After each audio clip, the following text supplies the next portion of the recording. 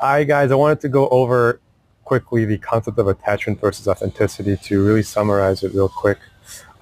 This is very much a root concept to learn, I believe, because you want to go back to childhood for a lot of the trauma that happens. Not all trauma, but a lot of it stems from the home or wherever a child grew up.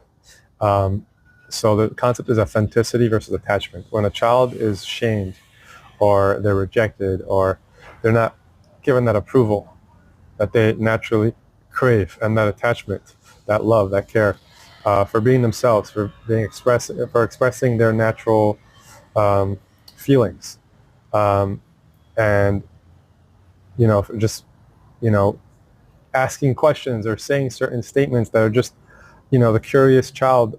That's how children are, and they're ashamed for it, or some kind of negative reaction from the caretaker or caretakers.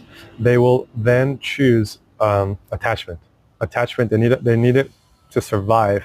They need it attached to the caretaker, the parent, to feel safe. The parents, and what that leads to, if they choose when they choose attachment versus authenticity, is suppression of feelings, things like people pleasing, anxiety, disconnection from their true selves or their true desires.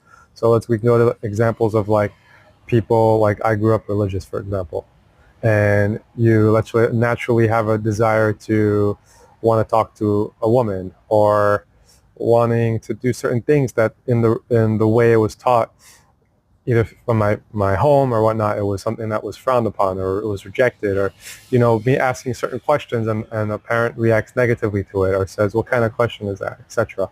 So then what will happen is that you'll suppress in order to get that attachment that is natural to the child. So that is the concept.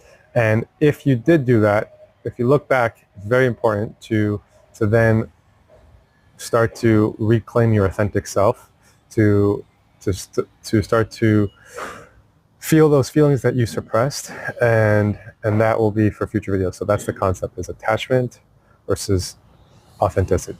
Until next video.